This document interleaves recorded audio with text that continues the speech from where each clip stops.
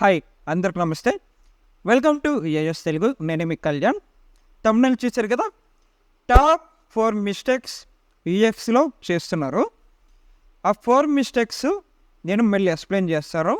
ముందు నేను చెప్తాను, రియల్ టైంలో కానీ పర్సనల్ వర్క్ కానీ ఫ్రీలాన్సింగ్ కానీ వాట్ ఎవర్ ఏదైనా మనం చేసేది యూఏఎక్స్ కానీ సిఎక్స్ కానీ ఎస్ఎక్స్ కానీ ఏదైనా వర్కే. కానీ 85% పీపుల్స్ ఈ 4 మిస్టేక్స్ చాలామంది అవాయిడ్ చేస్తున్నారు.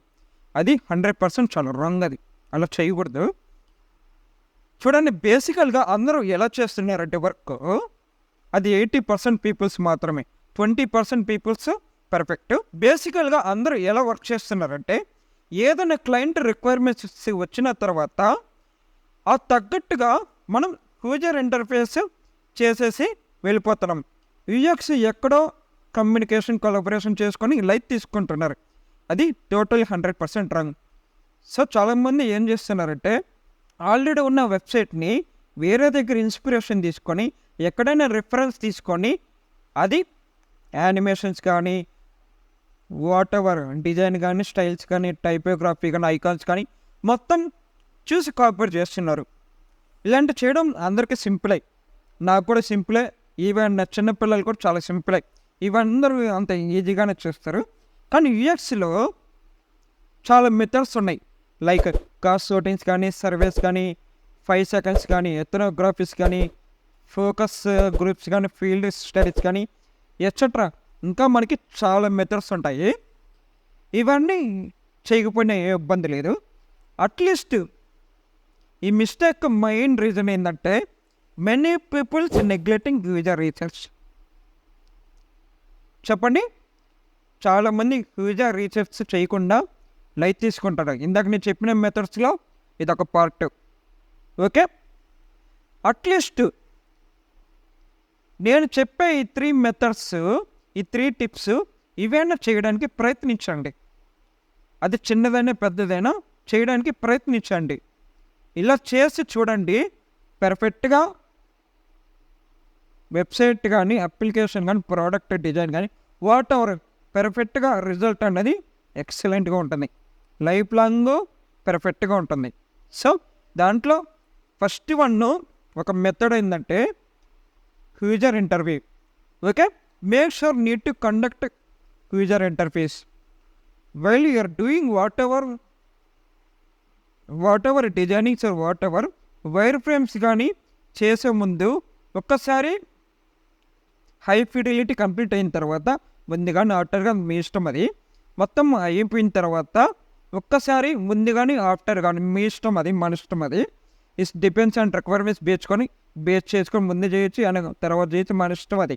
ఓకే, ఆల్రెడీ ఉన్న లెగసీ వెబ్సైట్ని మళ్ళీ రీడూ చేయడానికి కూడా అప్పుడు కూడా మనం ఇవన్నీ చేయొచ్చు, ఏం ప్రాబ్లం లేదు. ఇప్పుడు నేను చెప్పేది కొంతమందికి అర్థం కాదు, ఎందుకంటే ఇది చాలా డిఫరెంట్. ఇది ఎనీవే ఒకసారి మీకు ఎక్స్పీరియన్స్ వచ్చిన తర్వాత బాగా అర్థమవుతుంది.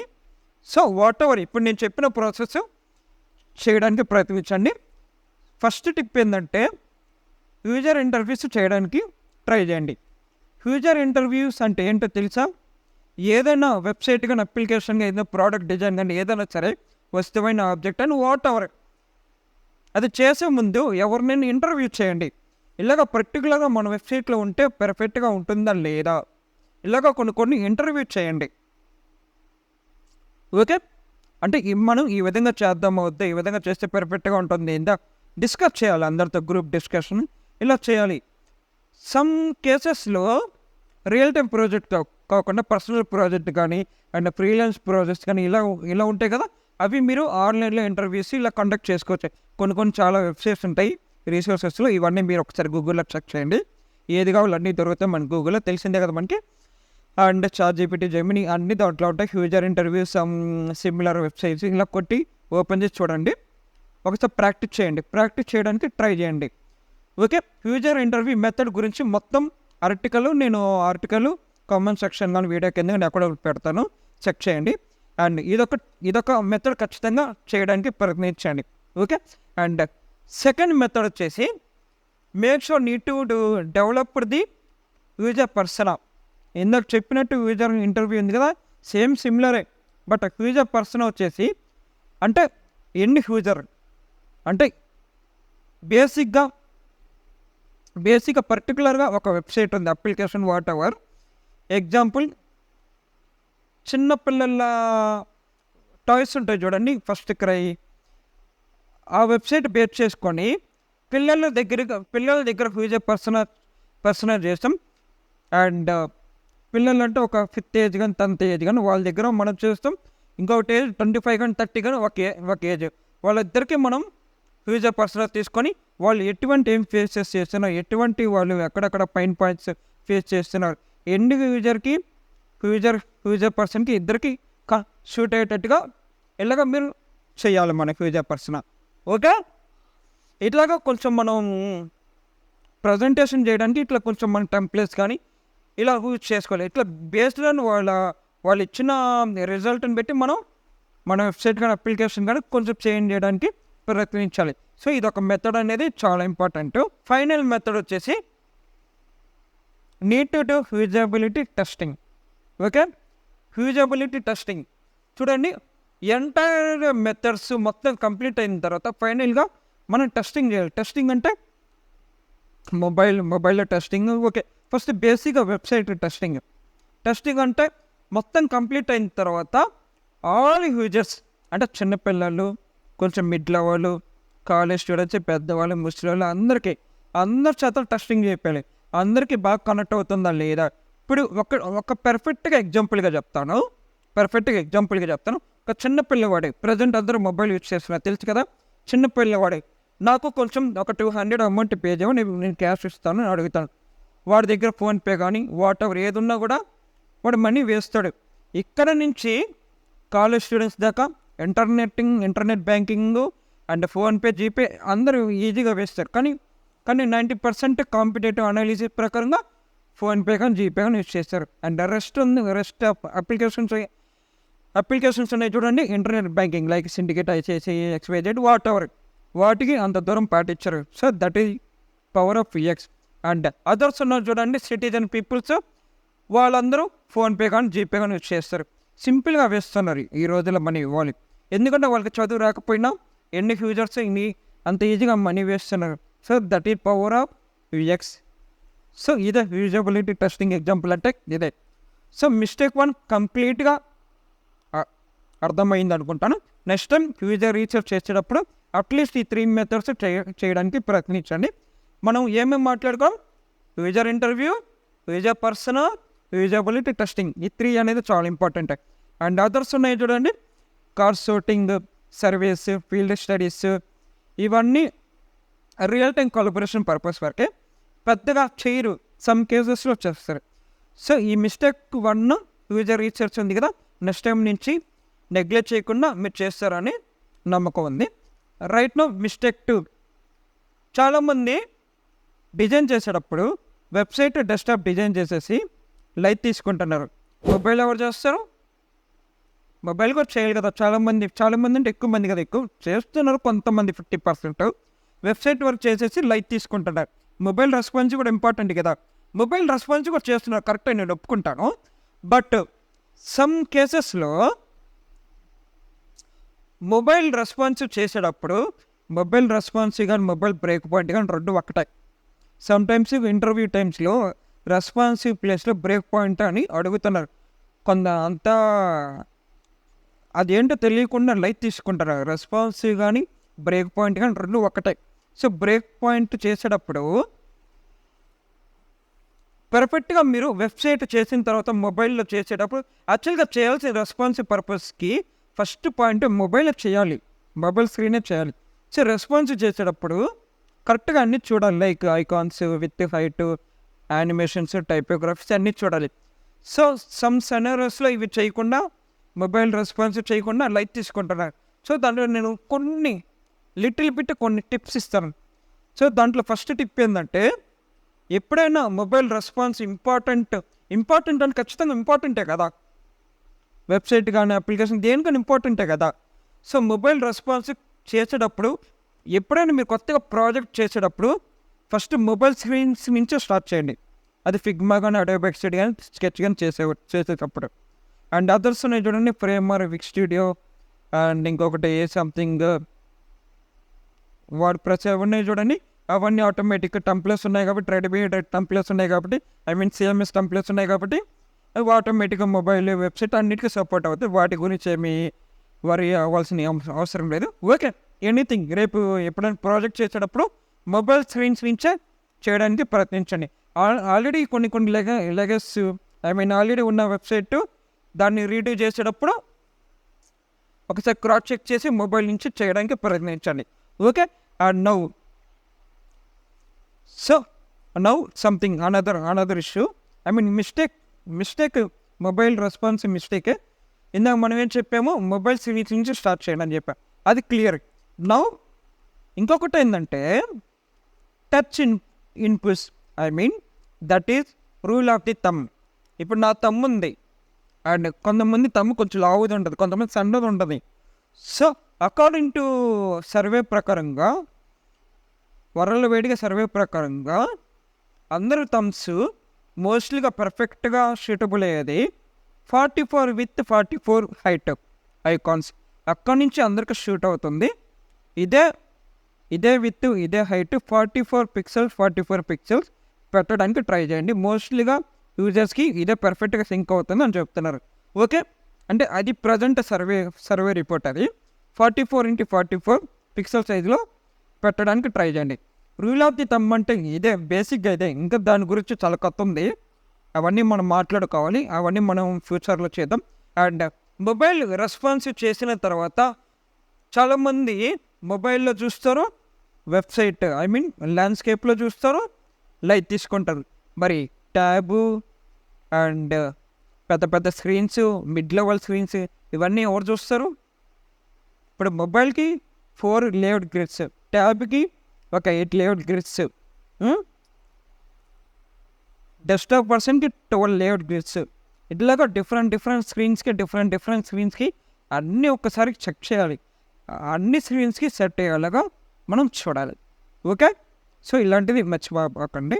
మొబైల్ రెస్పాన్సివ్ మిస్టేక్లో, మొబైల్లో కాదు, రెస్పాన్సివ్ ఆర్ సారీ మా కంపెనీలో బ్రేక్అవుట్ వచ్చేసింది ఆటోమేటిక్గా. బ్రేక్ పాయింట్ చేసేటప్పుడు అన్ని స్క్రీన్స్కి షూట్ అయ్యేలాగా ట్రై చేయండి. ఓకే, సో ఈ మిస్టేక్ నెక్స్ట్ టైం నుంచి చేయాలనుకుంటాను. Okay, and right now mistake 3. ఈ మిస్టేక్ 3 వచ్చేసి చాలామంది విఐఎక్స్ గురించి తెలియని వాళ్ళు సింపుల్గా ఫిగ్మా ఈజీగా చేసేస్తున్నారు, అది ఓకే. కానీ దాంట్లో విఐఎక్స్, CXX ఈ ఫండమెంటల్స్, ఫౌండేషన్ ప్రిన్సిపల్స్ ఇవి తెలియకుండా చాలామంది ఇష్టం వచ్చినట్లు చేసేస్తున్నారు. రెక్టాంగిల్ గీయడం, సంథింగ్ టైపోగ్రఫీ పెట్టడం ఇలాంటివి చేస్తూ ఉంటున్నారు. So over complicating interfaces. చూడండి, సమ్ సెనరోస్లో ఏమి ఫండమెంటల్స్, ప్రిన్సిపల్స్ ఏమి తెలియకుండా పిచ్చిగా చేసేస్తున్నారు. అలా చేసి డొమైన్ పబ్లిష్ చేసేస్తున్నారు. కొన్ని వెబ్సైట్లు ఉంటాయి, కొన్ని వెబ్సైట్లు ఏంటంటే టూ మచ్గా ఉంటాయి, ఓవర్ కాంప్లికేటింగ్గా. ఒకసారి బేసిక్ ఎగ్జాంపుల్ చూడండి. ఏ ఎగ్జాంపుల్ చూసారు కదా, ఎట్ట అనిపించింది? దీనికి చాలా డిఫరెంట్గా ఉంది కదా. సో నెక్స్ట్ టైం దీన్ని కొంచెం అవాయిడ్ చేయాలనుకుంటే సింపుల్గా ఫస్ట్ టిప్ ఏంటంటే user clear and simple navigation. ఏదైనా కంటెంట్ ఉండేటప్పుడు ఒక యూజర్ ఎవరైనా సరే అది వాడేటప్పుడు సంథింగ్ క్లియర్గా ఉండాలి, క్లియర్ నావిగేషన్లో ఉండాలి. సింపుల్గా చెప్పాలంటే అందరికి తెలిసింది.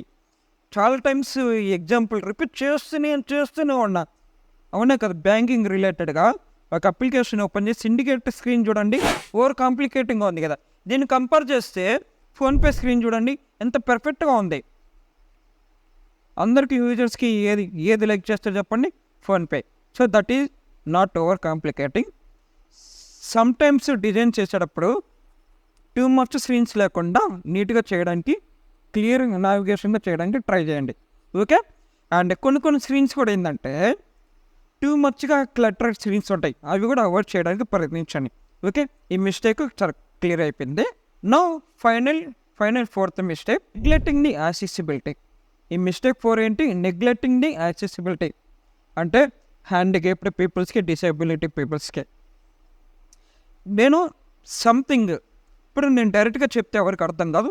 సంథింగ్ అందరికీ మాల్స్కి పోవడం ఐడియా ఉంది కదా, ఐ మీన్ పెద్ద పెద్ద మాల్స్ పోవడానికి ఐడియా ఉంది కదా. మనం పోగానే ఆటోమేటిక్గా డోర్ ఓపెన్ అవుతుంది. నేను వెళ్ళినా నాకు కాళ్ళు చేతులు కళ్ళు అన్నీ నేను పోయినా డోర్ ఓపెన్ అవుతుంది. కాళ్ళు లేని వాళ్ళు పోయినా, వీల్ చైర్లో పోయినా డోర్ ఓపెన్ అవుతుంది. సో అది బెనిఫిట్ ఎవరికి? హ్యాండిక్యాప్డ్కి. అదే యాక్సెసిబిలిటీ. సేమ్ థింగ్ మన వెబ్సైట్లో కానీ మన అప్లికేషన్లో కానీ ఎగ్జాంపుల్గా వస్తే, ఎవరైనా కళ్ళు లేని వాళ్ళు ఉంటారు కదా చూడండి, మన వెబ్సైట్ ఓపెన్ చేసేటప్పుడు సంథింగ్ బేసిక్ ఎగ్జాంపుల్గా ఐఫోన్లో సిరి అండ్ అలెక్సా ఇలా డిఫరెంట్గా మనం చెప్తాము, ఓపెన్ అవ్వడం, మనం చెప్పినట్టు వాళ్ళని నావిగేట్ చేయడం. ఇదొక accessibility benefit for disability peoples, right? And కళ్ళు లేని వాళ్ళకి ఇది పర్ఫెక్ట్. అండ్ కొంతమందికి వినికిడి కొంతమంది ఉంటారు చూడండి, హియరింగ్ ఇంపైర్డ్ పీపుల్, వాళ్ళకి యూట్యూబ్లో చెప్పేటప్పుడు ఎవరికి అర్థం కాదు, న్యూస్ కానీ అండ్ ఇప్పుడు నేను చెప్పే వీడియో కానీ ఎవరికి అర్థం కాదు. సో వాళ్ళకి ఒక బెనిఫిట్ ఉంది, అంటే యూట్యూబ్ ఎగ్జాంపుల్గా లైవ్ క్యాప్షన్స్. సో అదొక బెనిఫిట్. ఈ రోజుల్లో చాలా రీల్స్ వరకు నార్మల్ యూజర్ వాడికి వినిపిస్తుంది పర్ఫెక్ట్గా ఉంది. ఇప్పుడు ఎగ్జాంపుల్ నేను ఇక్కడే ఉన్నాను, నేను ఫోన్లో ఏదైనా రీల్స్ చూస్తూ ఉంటాను. వాడు జస్ట్ చెప్తున్నాడు, లైవ్ క్యాప్షన్స్ ఏం లేవు, బట్ నేను సౌండ్ పెట్టున్నాను, వింటూ ఉన్నాను. పక్క వాళ్ళకి ప్రాబ్లంగా డిస్టర్బెన్స్గా ఉంటుంది కదా. ఇప్పుడు ఎగ్జాంపుల్ మా నాన్నగారు ఉన్నారు, సౌండ్ దగ్గర బ్యాడ్గా అంటారు. సో మనం వీడియో చేసేటప్పుడు లైవ్ క్యాప్షన్స్ ఉంటే మీరు అనుకోవచ్చు ఇయర్ ఫోన్స్ పెట్టుకోవచ్చు కదా అని. ఇయర్ ఫోన్స్ లేకపోతే ఖచ్చితంగా వినేదానికి ఛాన్స్ కూడా లేదు. సో మోస్ట్లీ ఏంటంటే హియరింగ్ పీపుల్స్ వాళ్ళకి లైవ్ క్యాప్షన్స్ ఉంటే పర్ఫెక్ట్. ఇప్పుడు కొన్ని రీల్స్ చూస్తూ ఉంటాం కదా, ఐ మీన్ ఇన్స్టాగ్రామ్లో కానీ యూట్యూబ్లో అక్కడికి చూస్తూ ఉంటాం కదా, ఆటోమేటిక్గా టెక్స్ట్ రావడం ఇలా చూస్తుంటాం. సో అది మెయిన్లీ బెనిఫిట్ హియరింగ్ పీపుల్స్కే. సో అదే యాక్సెసిబిలిటీ అంటే. ఓకే, మీకే కాదు, యాక్సెసిబిలిటీ హియరింగ్ పీపుల్స్ కూడా వాళ్ళు కూడా బెనిఫిట్ అవుతుందని చెప్పేసి ఇలాంటి వీడియో చేశారు, ఐ మీన్ ఇట్లాగా క్రియేట్ చేశారు. అదొక part of vx. Okay, and ఇంకా చెప్పాలంటే యాక్సెసిబిలిటీలో చాలా కథ ఉంది, చాలా డాక్యుమెంటేషన్. అది ఈ డాక్యుమెంటేషన్ మీకు కావాలనుకుంటే CCAG అని గూగుల్లో టైప్ చేయండి. CCAG అంటే వెబ్ కంటెంట్ యాక్సెసిబిలిటీ గైడ్లైన్స్. అది ఒకసారి ఓపెన్ చేయండి. అది డిసేబిలిటీసే కాదు, UX అంత ఇన్ఫర్మేషన్ ఉంటుంది దాంట్లో, ఒకసారి చెక్ చేయండి. అండ్ ఇంతవరకు మనం వీడియో ఎండ్ చేద్దాం. ఇంకా చాలా మంచి కంటెంట్ మీ ముందుకు తీసుకురావచ్చు. మీకు తెలియనివి ఇంకా చాలా తెలుసుకోవడానికి కూడా మనలో చాలా కంటెంట్ ఉంది, చేయడానికి కూడా నేను రెడీగా ఉంటాను. బట్ మీ సైడ్ నుంచి సపోర్ట్ చేయడానికి రెడీగా లేరు కదా, మీరు కూడా కొంచెం నాకు సపోర్ట్ చేయండి. కామెంట్ సెక్షన్లో ఈ వీడియో చాలా పర్ఫెక్ట్గా ఉంది, you can do more videos and something, ఏదైనా మీరు సమ్ మోటివేషన్గా సంథింగ్ కామెంట్ చేయండి. నాకు బాగా పర్ఫెక్ట్గా ఉంటే నాకు కొంచెం ధైర్యం వస్తుంది, నేను చేయడానికి ప్రయత్నిస్తాను. అండ్ ఫైనల్గా ఈ 4 మిస్టేక్స్ నెక్స్ట్ టైం నుంచి ఏదైనా ప్రాజెక్ట్ స్టార్ట్ చేసేటప్పుడు ఇలాంటి మిస్టేక్స్ చేయరని నేను హోప్ పెట్టుకుంటున్నాను. ఏమేమి మాట్లాడుకోవడం? Mistake 1 user research, mistake 2 mobile break points, and mistake 3 complicating the screens, I mean interface, and finally about accessibility. ఇంకా మిస్టేక్ చెప్పాలంటే ఉన్నాయి, కానీ అవేం పెద్దగా ఏం అవసరం లేదు. ఈ 4 మిస్టేక్స్ అనేది చాలా ఇంపార్టెంట్ కాబట్టి మనం ఈ వీడియో చేసాము. I'm really thank you. చాలామంది ప్రీవియస్గా ఒక వీడియో నా సెల్ఫ్ ఇంట్రడక్షన్ చేశాను కదా, చాలా మంది నాకు బాగా పర్ఫెక్ట్గా మంచి రెస్పాన్స్ అండ్ మంచి కామెంట్స్, చాలామంది పాజిటివ్గా నాకు న్యూస్ వచ్చింది. And I'm really thank you. ఈ వీడియో కూడా మీకు పర్ఫెక్ట్గా నచ్చింది అనుకుంటాను. జై హింద్, థ్యాంక్ యూ.